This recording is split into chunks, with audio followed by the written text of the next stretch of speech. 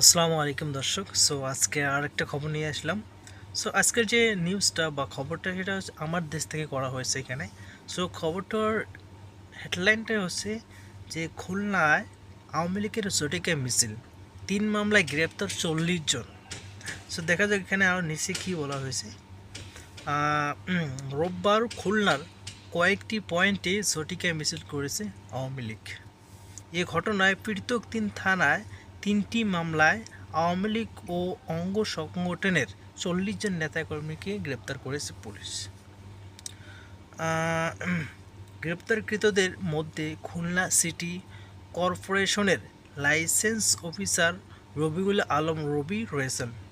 তাকে নগর ভবন থেকে গোয়েন্দা পুলিশ আটকের পর খুলনা থানায় হস্তান্তর করে। এছাড়া খালিশপুর থানায় ৭ জন, হরিণটানা থানায় ২২ জন এবং আড়ংঘাটা থানায় ১০ জন গ্রেপ্তার করা হয়েছে। সোমবার দুপুর ২টায় বিষয়টি নিশ্চিত করে খুলনা মেট্রোপলিটন পুলিশের এডিসি মোহাম্মদ হাসান হাবিব বলেন, রোববার খুলনায় বিভিন্ন স্থানে আওয়ামী লীগের ঝটিকা মিছিলকে কেন্দ্র করে খালিশপুর, হরিণটানা ও আড়ংঘাটা থানায় আওয়ামী লীগের নেতাকর্মীদের বিরুদ্ধে পৃথক ৩টি মামলা দায়ের করা হয়। এসব মামলায় দুপুর ২টা পর্যন্ত ৪০ জনকে গ্রেপ্তার করা হয়েছে।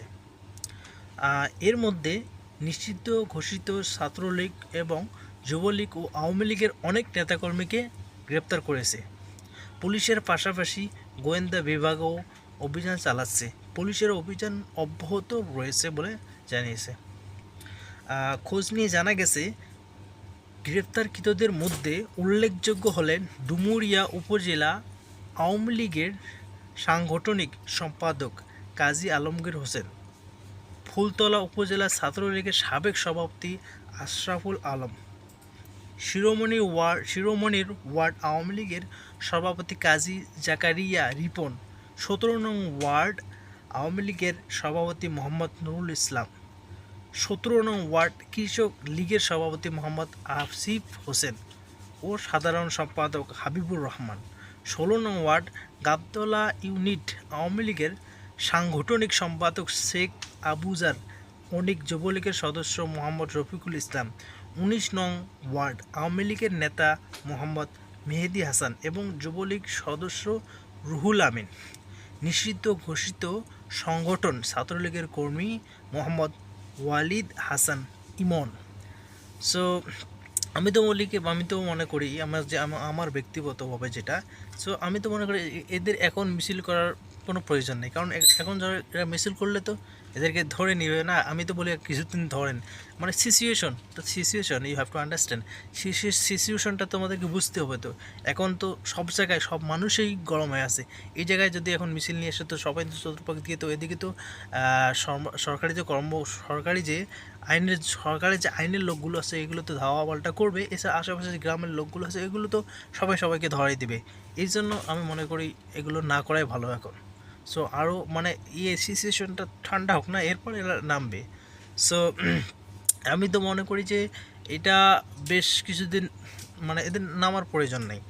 এদের বিচার হবে, বিচার হওয়ার পরে এরা সিদ্ধান্ত নেবে। যখন বিচার হয়ে যাবে তখন তো কাউকে মানে রাজনীতি তো করতে কেউ কাউকে নিষেধ করবে না। বিচার হয়ে গেলে এরা অটোমেটিকলি সবাই এদেরকে অ্যালাউ করবে মানে কি রাজনীতি করতে অথবা নির্বাচন করতে, যেটাই আর কি, মানে নির্বাচনে অ্যাড করার মধ্যে এর কোনো সমস্যা হবে না। কিন্তু এখন নামলে তো চতুর্পাশ দিয়ে সবাই ধরবে। এদিকে তো আইনগত যে পুলিশ অথবা মানে গোয়েন্দা সংস্থা যেগুলো সবাই তো ধরার চেষ্টা করবে অবশ্যই না।